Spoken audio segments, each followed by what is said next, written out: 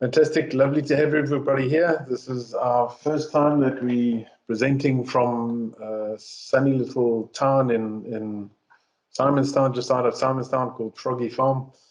And this is our first week within Simonstown. So thanks everybody. So let's get going. So the first thing I wanted to just share with you is, guys, there is a DAMA EMEA conference, and it's on the 1st of December.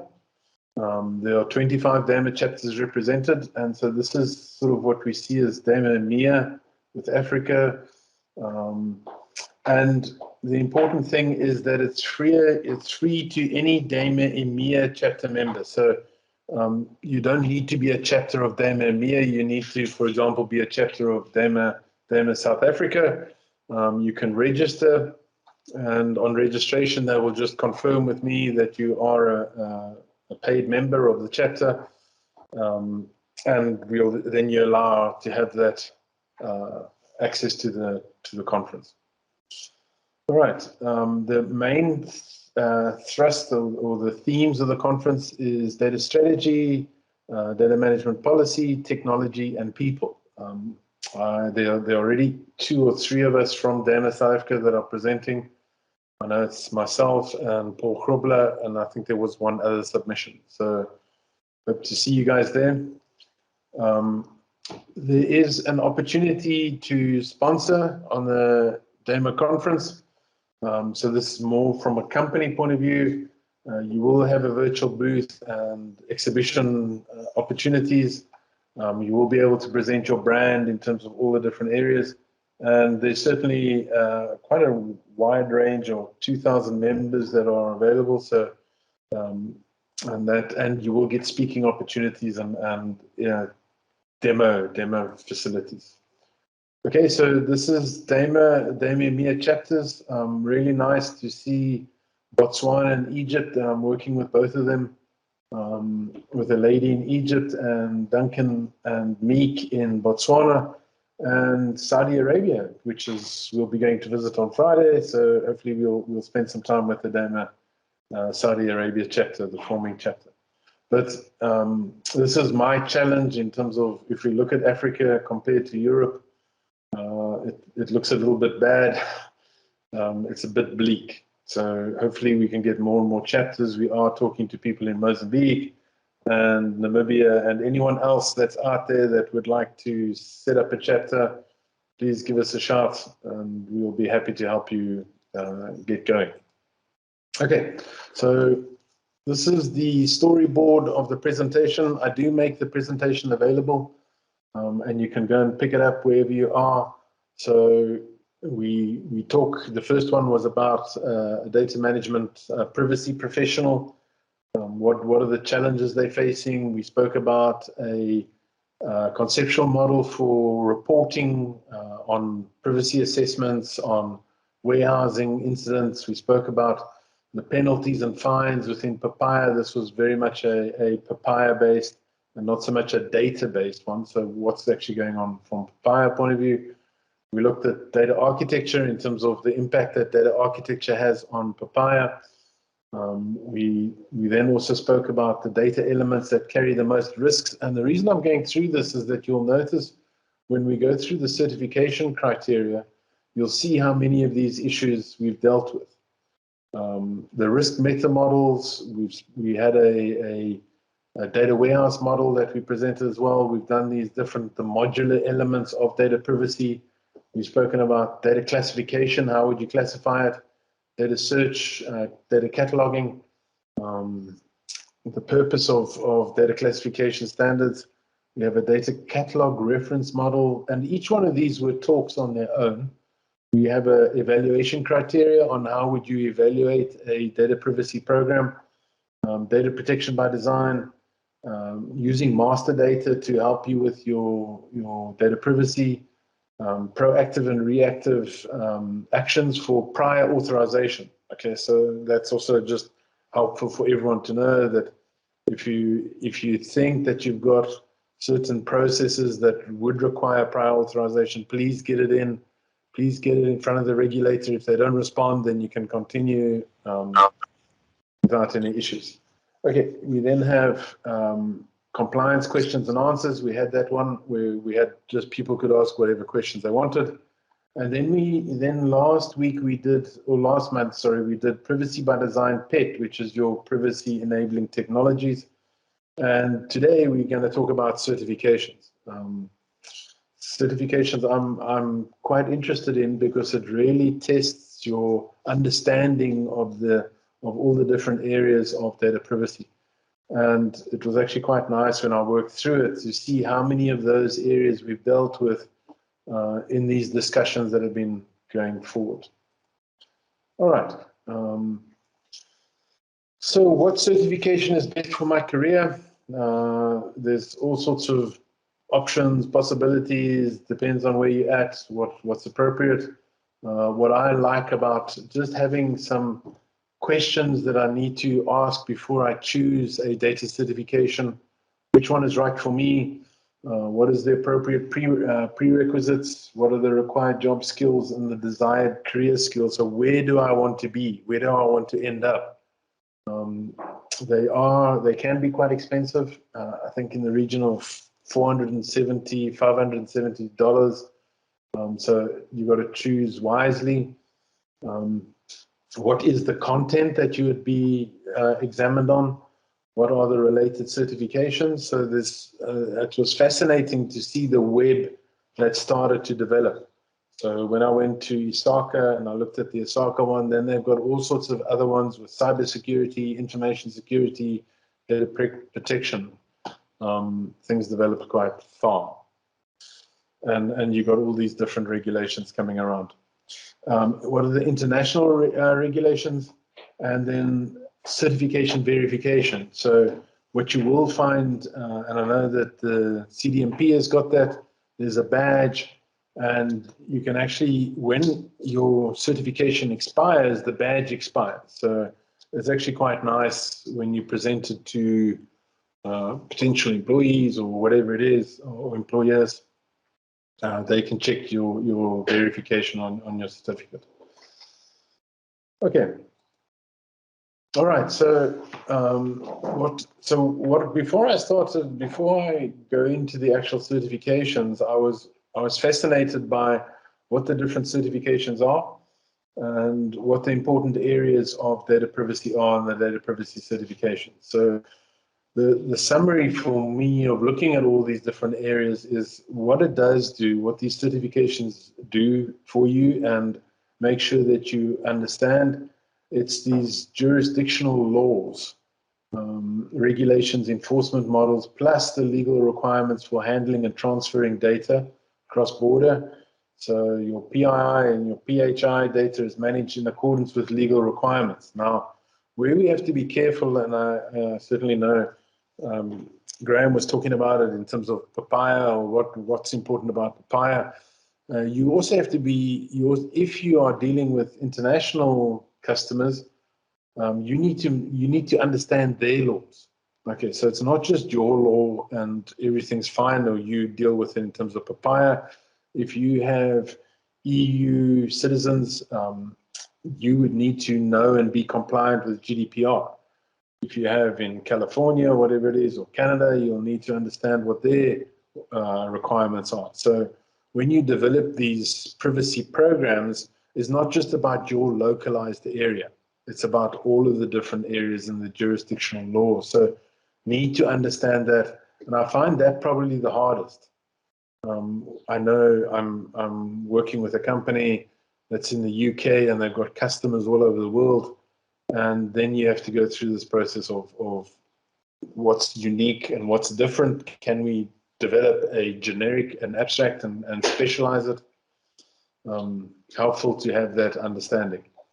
And then the other aspect of a data privacy certification is they basically claim that at the end of it, once you're certified, you would have the appropriate knowledge required to assess, build, and implement a comprehensive privacy solution. Okay, so doesn't mean you always have the competency, but you should have the knowledge. Okay, and I think that's very similar to what the DMBOK or the CDMP certification is. We can validate your knowledge. We can't validate your capability. We try to do that in the how-to courses where we become a lot more practical for people to actually perform certain tasks and create certain deliverables. That's when you understand the competency level. But up until then, the certifications is really just on your understanding of what the book is saying. And I don't know how many of you guys know that there is a data privacy body of knowledge. Anyone know it? Anyone know the organization that's created it? Shane? No. I know there's an ISO standard now, the ISO Yes. 27701, the Privacy Yeah. Information Management System. Yeah. I'm not aware of a privacy body of knowledge though. Yeah, and I suppose I always surprise myself in the case of one would think that, you know, when you go into a new area, to save myself from the embarrassment I had about learning about the DMBOK 15 years later when I started with data.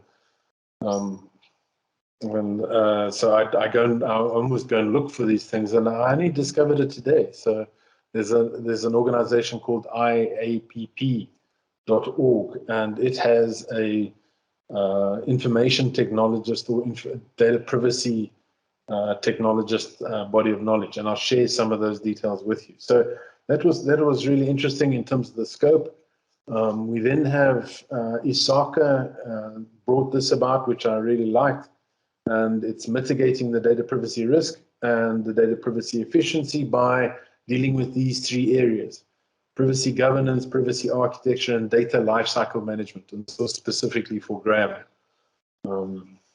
there's one of those issues of how do I deal with my data lifecycle? And it's actually, I think it's really important. I think it's helpful for you to understand your data lifecycle in whatever knowledge management area you're at.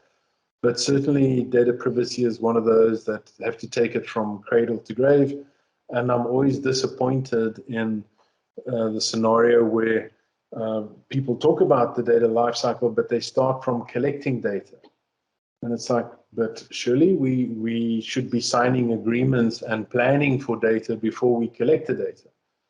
And I'm always fascinated in that hasn't been established. What's the business need for privacy?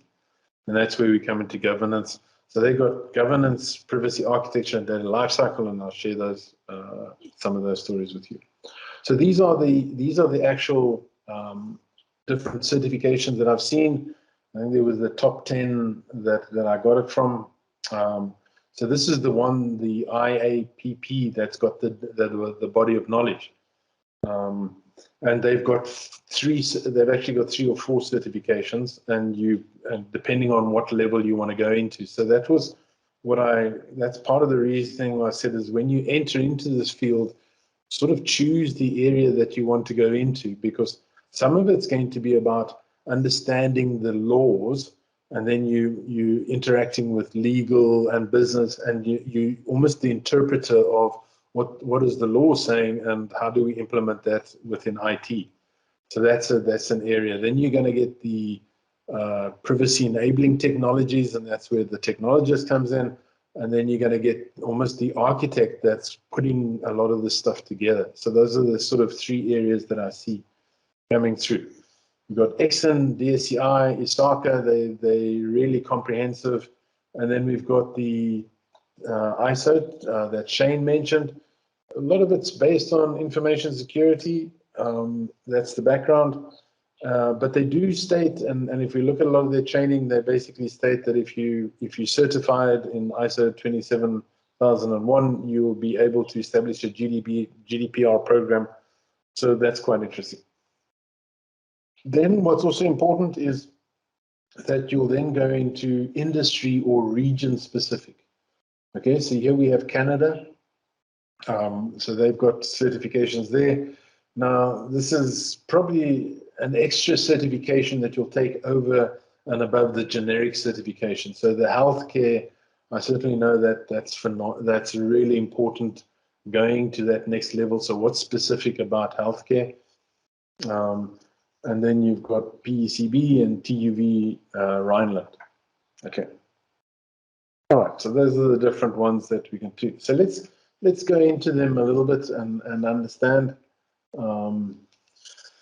So the interesting thing about IAPP, it claims that it's accredited under the ISO standard 17024.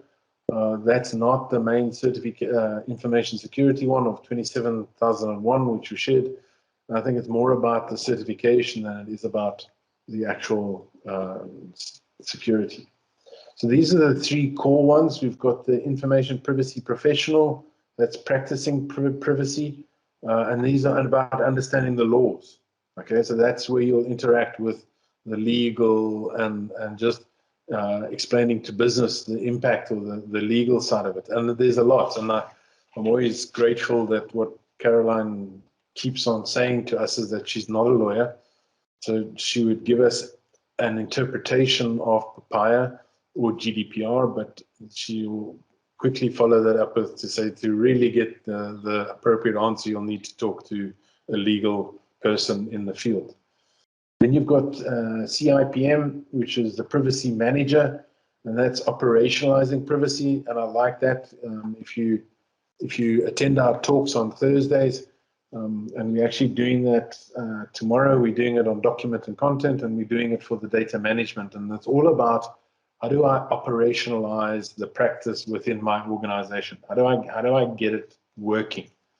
And then you've got the CIPT, privacy technologist, and that's the engineering. That's actually building the practices into the products. All right. So if you're doing any software development, or if you're buying any technology, or if you bring out cyber security, this engineering privacy is the one that you want to go into. Are there any questions? Are there any questions around those three different areas? I'm finding them quite important that you keep them in mind and then choose the sort of area that you want to go into.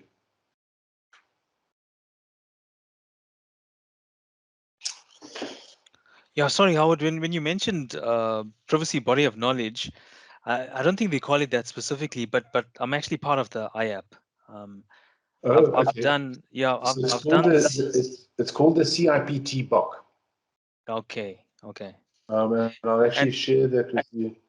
Yeah. Yeah, there it is, CIPT body of knowledge BOK. So this is the structure of that body of knowledge. Okay, cool. And just on the ISO standard, there's a 27701, which is specific around privacy. Right. So it's more right. like where 27001 is the parent standard. Yes. Everyone refers to it as the 27001, and then there's all different sub elements of that. Yeah. Okay. All right. So these are the different areas that you can certify in for IAP. The one that struck me the most was the privacy technologist.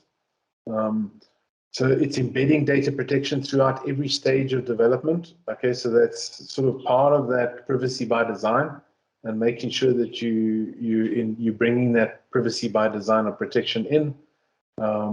Recognizing the benefits and challenges of the different technologies. A good example of that would be your self-service BI. So how would self-service BI affect data privacy? And I'm sure you guys are seeing some of that, or you've certainly heard us talk about some of the challenges we face when we're starting to allow users to mash up their own data and connect their data. What happens when they connect data to something that contains PII? How do we manage it? How do we manage it as an organization? Protect data with various forms of interference. We had that discussion in our PET yesterday. The design of software and systems to better ensure privacy. Establish privacy practices for data security and control, such as minimization, limited access, and encryption. And then audit infrastructure and communicate privacy issues. So this technologist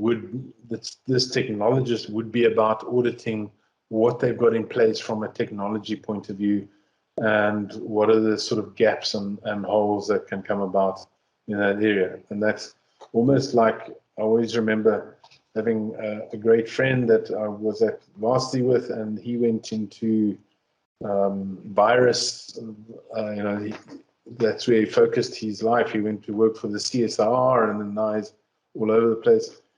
A guy by the name of Paul Ducklin. And it's just that continually looking at the ways in which that exposure can come about. It's a never-ending field that the risks keep on growing, and you have to be able to understand that all the time and keep on working on what new technologies are introducing. And I'll share some of that with you. So here is the body of knowledge, and I found that to be really extensive, and it's actually quite interesting in terms of what are our foundational principles, the privacy risk models, and we've spoken a little bit about that. Carolyn has done quite a lot on that in terms of the risks, privacy by design. We had a session on that. Value-sensitive design, data lifecycle, and so these are the four foundational principles of the data privacy side. Okay, then the data privacy threats and violations during your life cycle. So during collection, what are the potential threats and violations? During use, during dissemination, okay, so when you're distributing data, and then intrusion, okay, so that would be your cybersecurity or your cyber attacks that are happening at the moment. These would be your categories of threats and violations. Okay. When we look at the technical measures and privacy enabling technologies, we have two approaches, one being your data-oriented approach strategy, and the other one is your process-oriented strategy. So what processes are you putting in place, and then what can you do at a data level? Separate. Anyone care? Anyone have an understanding of how we would separate data? And can anyone mention another standard that does this sort of thing, that looks at separation?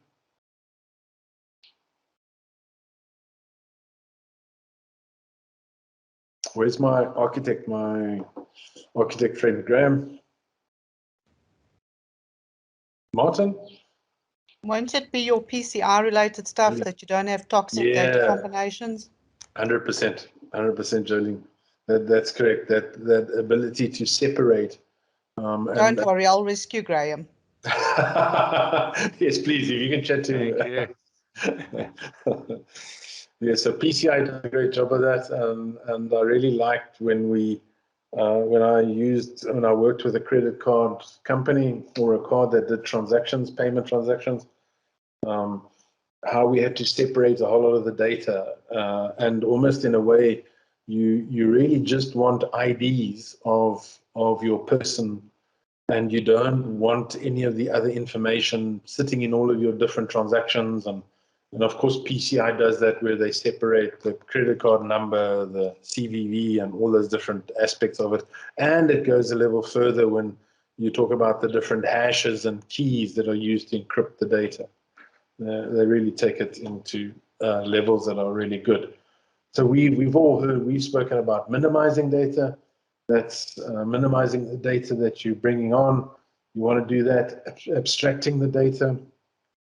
That's also important. And then hiding the data, of course, just making sure people can't see it. And typically that's the strategy that people use for HR, is the more you hide, the better. But people still get there.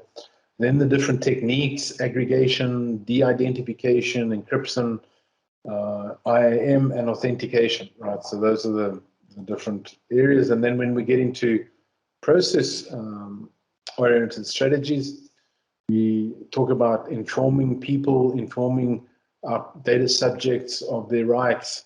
We talk about the user control, policy and process enforcement. First of all, it's the establishment and the definition, and then it's the enforcing, and then compliance demonstration, and that would be to your regulator. Andrew, that's something that I'm sure that we're all asking is how do I continually demonstrate compliance? What are these audits going to look like? How do I ensure that I'm ready for an audit when they come on site? Okay, privacy engineering. What is the engineering role about within the organization? What are the objectives of that role? What are some of the design patterns that that engineer can make use of? And then how does the privacy engineer pick up risks within software? So it's understanding at the coding level, or just, you know, when you do the logons and things like that, how do you pick up those risks, or just sharing or masking data, whichever that may be, encryption from the database to the actual app. So what about in between? What are the challenges that you're facing over there? Then we go into privacy by design methodology. So what is the process that you go from beginning to end, from architect to the actual when the system's operational, and decommissioning devices, decommissioning software? What happens when you get rid of machines, database servers? Okay, we then also look at ongoing vigilance. How do you keep it going on the privacy by design? Technical challenges for privacy. I like this one. This is your automated decision making. Now we're getting into the AI, machine learning, digital decisioning. How do we deal with that? And this is where this will keep on going. Tracking and surveillance, all your CCTV cameras, things like that. Then we've got this anthropomorphism. Speech, how do we deal with speech, natural language processing, chatbots, and we've all heard about the famous stories of Microsoft chatbot, and then robots. How do they interact with humans, and what is the potential of them taking videos or whatever it is, and then sharing that information? Ubiquitous computing, IoT, in the Internet of Things, vehicle automation, wearable devices. Yes, Graham. Sorry, just the other one, which is not as high tech and smart as what you're listing, which is very nice to play in, but the plain old thing with the client I'm at now is voice recordings of all their phone calls. Yes. From 3 call centers. Yeah, correct. And I think what, so that's, you're right. I mean, it's what do we do with that recording? How do we dispose of it? How do we blank it out? And Graham, there's actually, I don't know if you guys have ever heard me talk about a guy by the name of Darragh O'Brien. He's in Ireland, and he's developed an AI system that will DID videos. So they're actually in this field, video and audio, where it goes through and it masks the data contained both within audio and within video.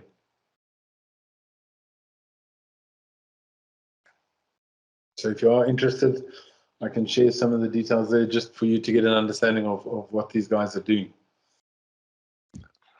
Yeah, it's kind of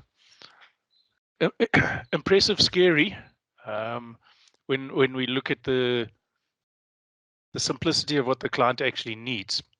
But yeah, that's. I always love that. I always like that, and I don't know. I did a textual analytics course with Bill Inman about a year and a half ago, and he has an approach of developing textual analytics of what's happening on call centers. And he's really punting for the situation of, don't just think call centers are you're measuring your effectiveness by how quickly you answer a call and your call rates and stuff like that. He was analyzing what people were saying, what they were saying about your products, what they were saying about people within the organization. And so he uses taxonomies and semantic analysis to interpret what's happening in that call center. So he gives stats and feedback in terms of what do people think of your products, how they're experiencing your interaction, how you're working with them. And the real thrust that he's trying to show is how much we can learn from those engagements with the customers. Now, of course, from an AI point of view, it's super exciting. From a privacy point of view, that there's amazing amount of information that's shared there.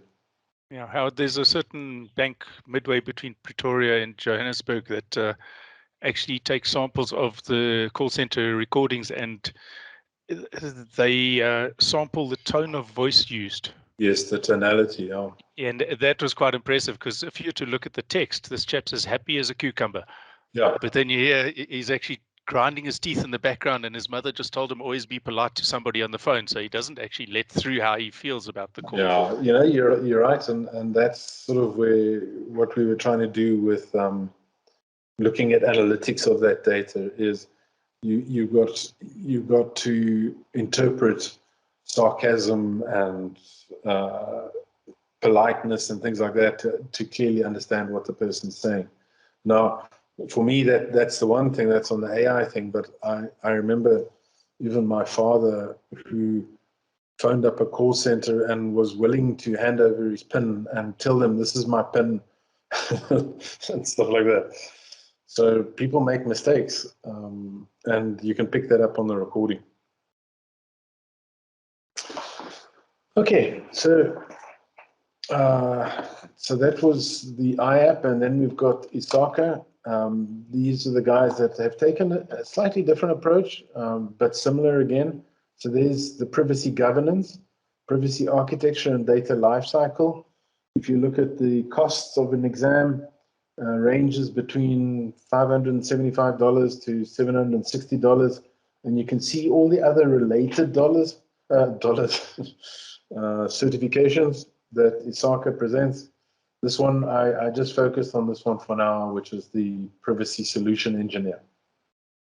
Okay, so let's just to look through some of the facts. 15,000 professionals that have been certified since 2020. So this thing's going crazy. I wish our CDMP could to reach those levels. I know Veronica's trying hard, but it's a long way to go. You require a minimum of 3 years of relevant professional work. CDMP has a similar approach. What they do is if you get a master's, you've got to submit your CV, and then you have a minimum number of 5 years for you to achieve a master's. It's offered online with remote proctoring, in-person training, and it's 120 questions, and it's completed in 3.5 hours. I found that interesting. The DMBOK is 110 CDMP, and it's 1.5. So that was interesting there in terms of the time frame. That's quite a long exam. Okay.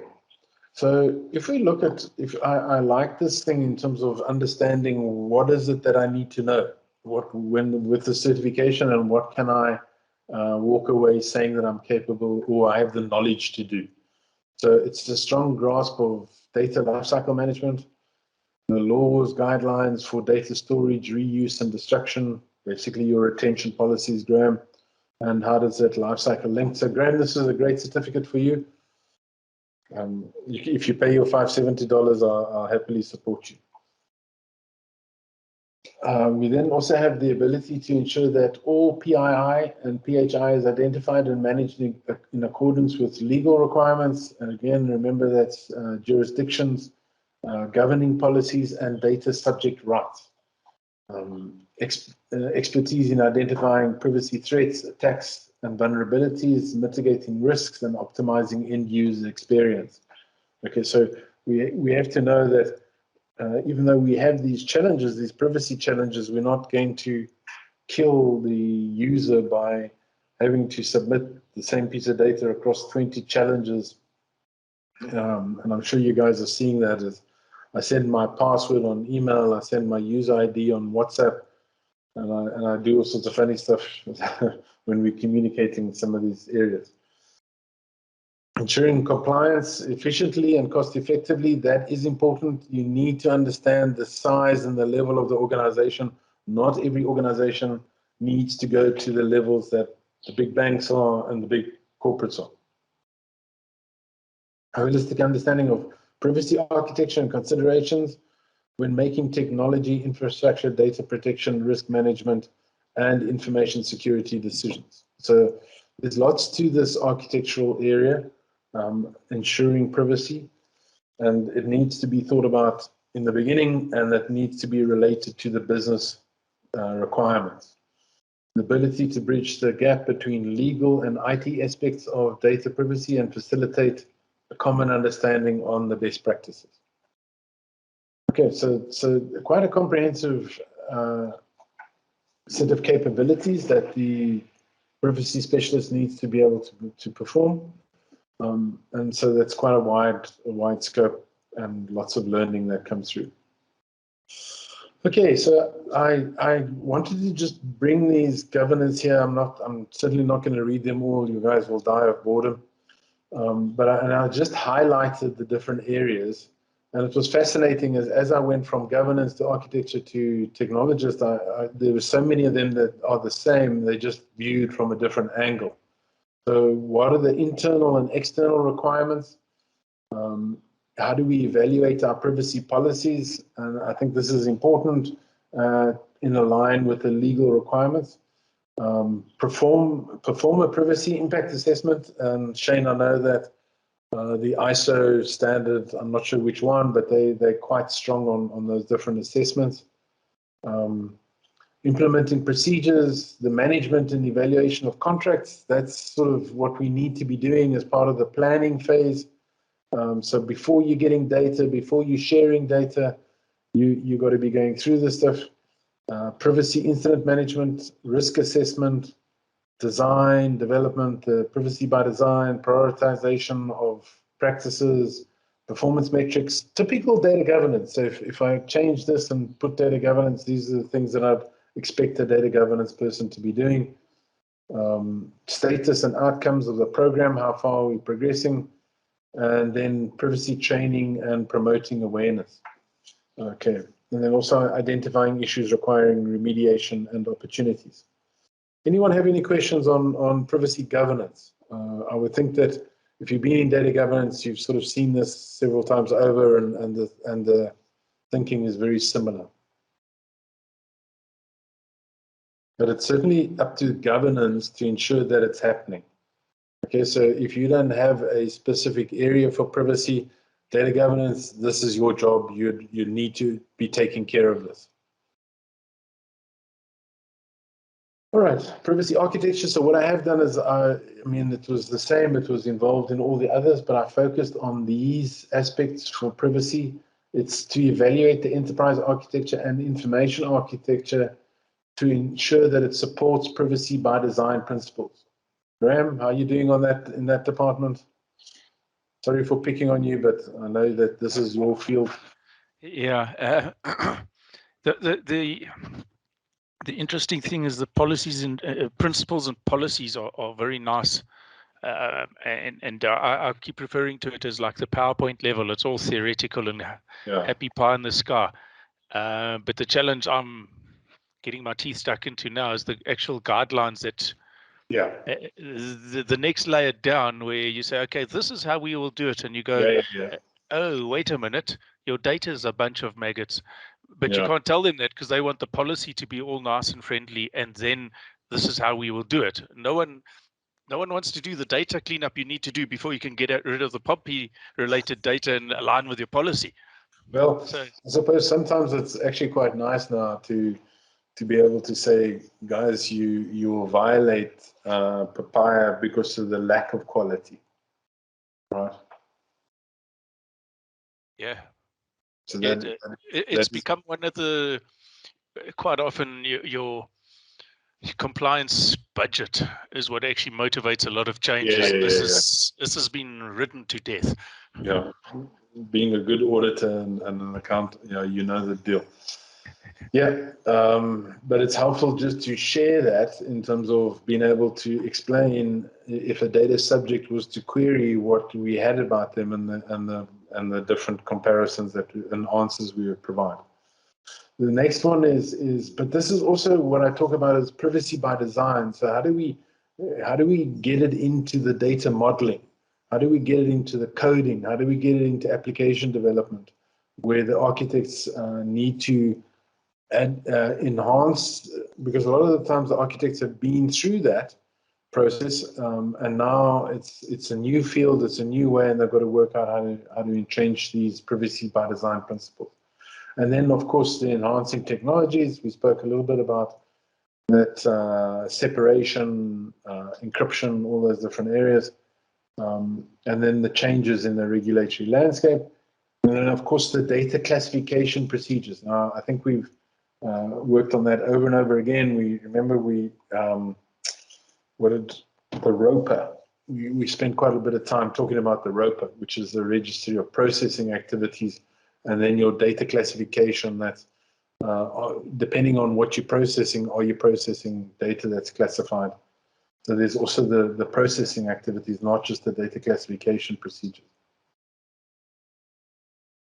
All right, data lifecycle. I like this one. For the first time, you sort of see people, it's the purpose. What is the purpose of the data? Before we even start getting into building and collecting, do we understand the purpose of this data all the way through to the persistence and the getting rid of and throwing it away? These are the areas of data lifecycle, and you'll know that you'll see they're very similar to governance, privacy requirements, but it's with respect to data lifecycle. Now you would go through all the different stages of your lifecycle. And Graham, certainly what I would recommend you do when you see 150 statuses is have your generic lifecycle and then map the statuses onto the generic, and then apply the rules, the policies at a generic level with your guidelines, and then it needs to filter down into the different systems. Yeah, I just want to comment there. It seems like a two-way chat here, but I've had that life cycle and the flow of data and the policy, not the policy, the statuses mentioned yesterday and this morning by two different people, and all three of us were actually going, this is how we should be doing it. It's quite funny. So I'll take it that if you're giving it the rubber stamp as well, then it must be the right way. Shane, any comments from your side? I mean, I know you're doing the course. You certainly picked up on data lifecycle now. How are you guys handling some of those practices? Yeah, I mean, if you look at the scope of a privacy program, it's very wide. So we decided to obviously try and target the big wins. Right. So we've tried to go. Initially, we started off with a data discovery exercise, try and understand the lay of the land. Where does the PII live? Then we put together a classification scheme. So now we can show an auditor, like on a Power BI dashboard, we can filter on, is it PII, yes or no? And we can show them the lineage from the source systems to the target systems. We've done a lot around privacy by design as well through training and awareness. Mm-hmm. I'd say we've probably done close to about 200 odd privacy impact assessments across the business. Yeah. And we've done them in pretty much every shape or form. Right, and have you got your riskiest risks defined and all of those processing issues that come about on that side? Yeah, that as well. So we've got a risk framework that we align to. Right. Yeah, I mean, we still got a lot of ground to cover, but it's starting to mature slowly. Okay. And any feedback in terms of making use of a well-defined or an appropriate or contextual data lifecycle definition? No, not. I mean, this is still a portion. We still quite light in terms of the overall data governance, I'd say. So we're focusing mainly on privacy for now. Right. Okay. Yeah. We basically trying to align to the EU Data Protection Board privacy framework. Okay. So they've got a little bit about life cycle, but it's not very comprehensive. Mm-hmm. So, for example, if you've got the DMBOK lifecycle, we understand plan is around your architecture, and then you've got design and enable that's around your data modeling. And it's even at those levels where one has to be asking the question of, what you have to be asking privacy questions to avoid you going too far and then having to stop a lot of business processes because you've done the wrong thing. Okay, and so there's all the mitigation. So we look at the practices, implement procedures related to life cycle. So it's the ability to focus in the different areas. Architects should focus on the planning. Modelers focus on the modeling, design, and enabling. And then we've got the DBAs focusing on the destruction or the disposal. And it goes through all of them, you know. It doesn't matter whether it's relational data or whatever data you're talking about, you need to have an understanding of what you got. Okay, data lifecycle considerations, evaluate enterprise and information architecture, and with the privacy by design and the data lifecycle considerations, different things should be done at different times. For example, when you disseminate, what processes are you putting in place in terms of dissemination? And I find that that's one of the areas that really doesn't get enough attention in terms of saying what data is going to be disseminated and what controls are we going to have. So when we publish Power BI reports and things like that, how do we control the dissemination of that? And how do we validate the quality as well? And then design, implement, and monitor processes and procedures to keep the inventory and data flow records current. That's sort of what you're doing with your Power BI, Shane. Okay, so let's look at a little bit about the scope or who should be certified. When I look at this, it's sort of just about everybody. And I think that is the case. Then there are not many people that should not be aware of what's going on with data privacy. Again, a lot of them will take responsibility, but you know, even the data scientists, when they start enriching data, they need to be aware of it. They need to be doing these impact assessments up front. That hypotheses of maybe we think this, and then it can have this outcome. One has to look at that. Okay. All right, so ISO 27001, and remember this is a grouping, there's a lot more.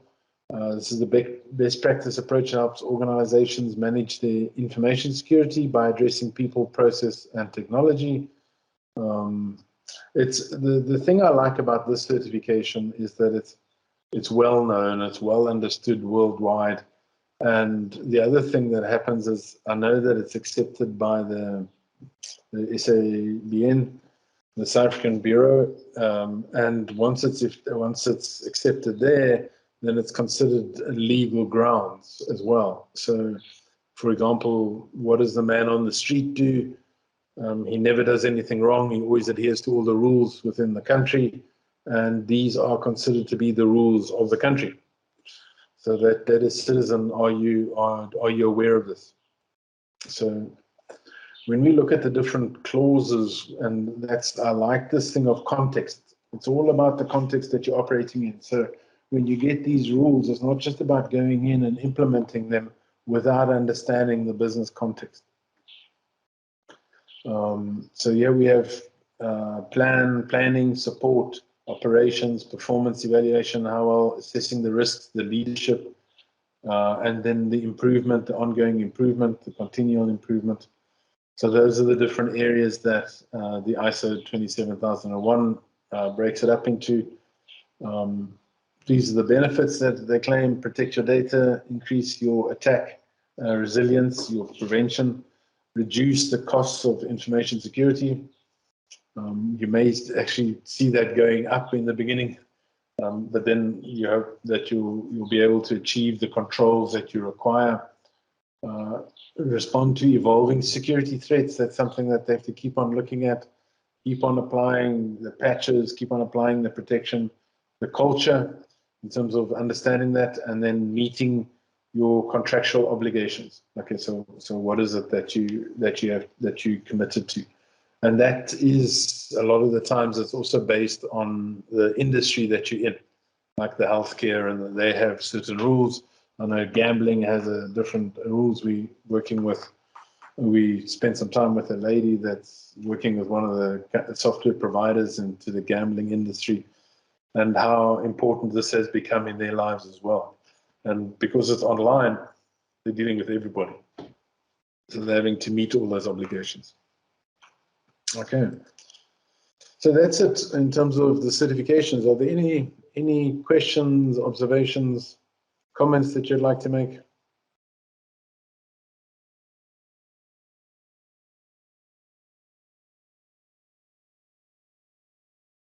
Howard, the question I had, sorry, Jolene, I got in first. In our environment in South Africa, how many people do you think would have certifications, in a percentage rise, would have certifications of these types or categories? It's interesting that you asked that question, because I think in the last, there was certainly a pressure just before the regulator turned it on, the number of requirements for ISO certified people there were. They're asking for guys who are certified in 27001. So I think it's very prevalent. It tends to be on your bigger organizations, granted, but there is a big demand for that level of certification.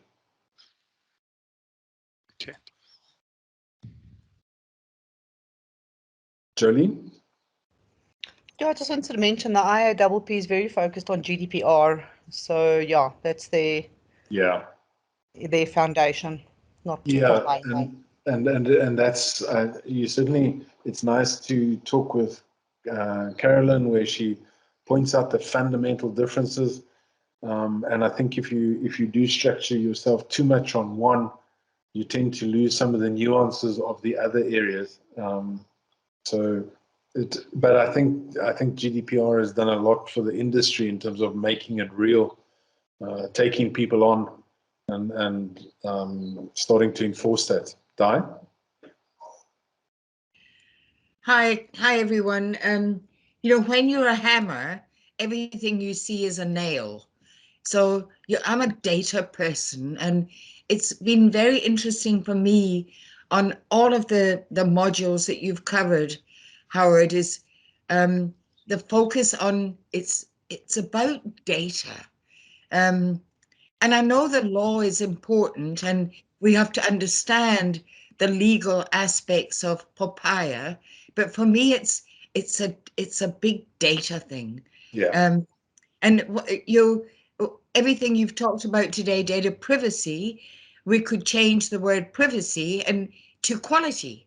Yes. Because it's always quality in the middle. Yeah. So it's a big data thing. Yeah. And from a data perspective, we have to interpret the law.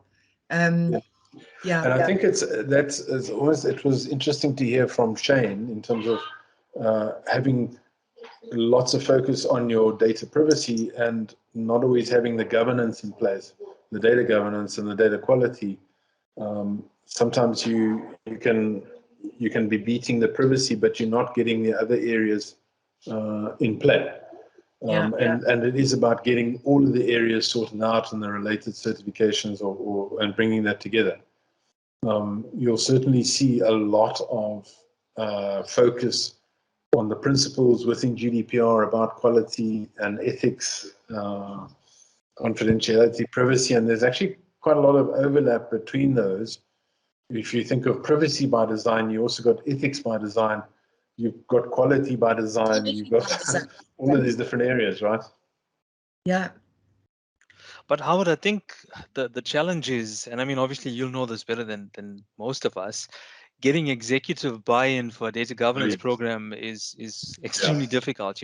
They want to see the benefit before you even get started, which is obviously quite difficult. When it comes to data privacy, because these organizations have a legal obligation and these fines are so high, I mean 2 to 4% of annual turnover, it can basically put a knock in any company. All of a sudden you start getting the exec's attention. And if you start with privacy, we're now starting to get some momentum on the holistic governance now because of privacy being that initial driver, the catalyst to get the wheel turning. Yeah, you're right, Shane. And where I would certainly advise you on that is the case of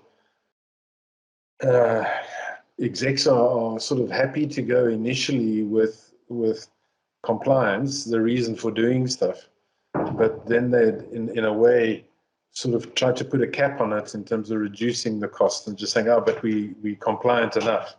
We've ticked the boxes so we can stop.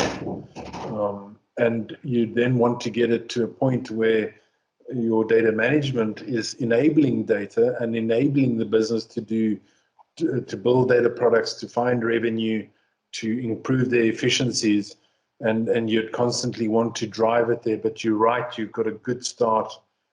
People are seeing the value of it, but it's now the transition is important now. As how do I start showing them that we can get better at our business? We can improve our value proposition to our customers with better data, and not just private data or privacy data. Mm.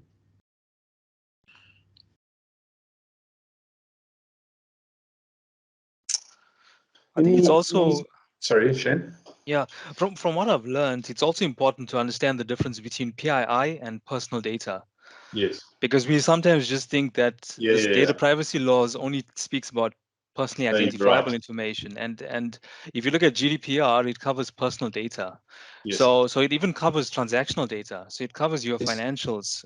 It covers your, I mean, your core OLTP systems. All of that's personal data. Everything's covered, and it's those levels of information, and then you get the PSI, which is your sensitive, and you got that almost that classification range. I don't like calling it that, but it's almost a classification of personal information. So yes, it's everything. Every area needs to be looked at and understood. Yeah, I think it was about 10 years ago that I think it was IBM who said that governance will be legislated. And we're seeing that now with GDPR and Papaya. So because that's what it is, it's governance. Yeah, you're right.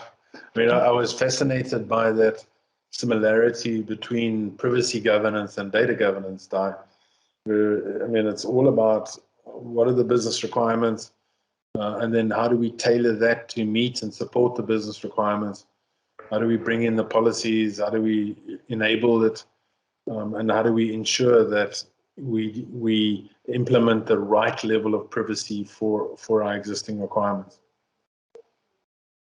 Yeah, and because I'm a quality person, and Papaya and GDPR advocate information quality. So it's just all so tied together. And I think our wheel is kind of standing up well.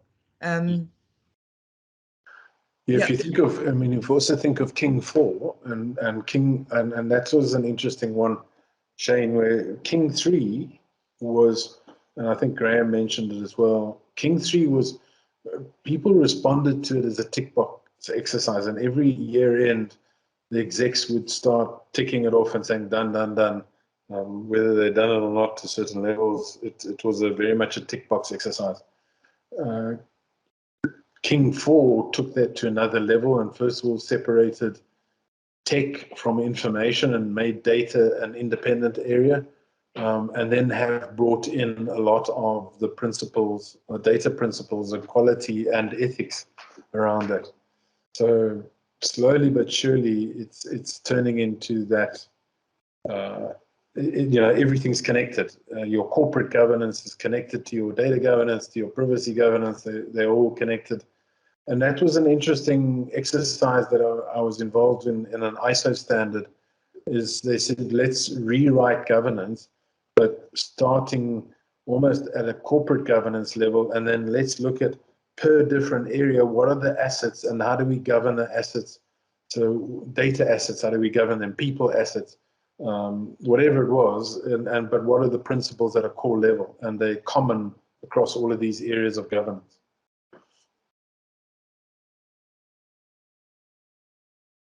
Great, guys. Any questions before we close? I really appreciate all the interaction. Shane, Graham, sorry I picked on you. Jolene, that's left. Di, thank you very much. Andrew, anything from your side? Are you guys considering certification? Okay, maybe he's not. Okay, thanks, guys. Thanks, guys. Thanks, Howard. Thanks, Howard. Very educational as usual. Ciao. Just for you, Graham. Just for you. I do appreciate it. And nice the other people to come along to make a crowd. Otherwise, you may feel that you picked on. Yeah. Witnesses. Thanks, guys. Cheers, everybody. Cheers, everybody. Thank you. Good session, Howard. Thank you very much. Cheers.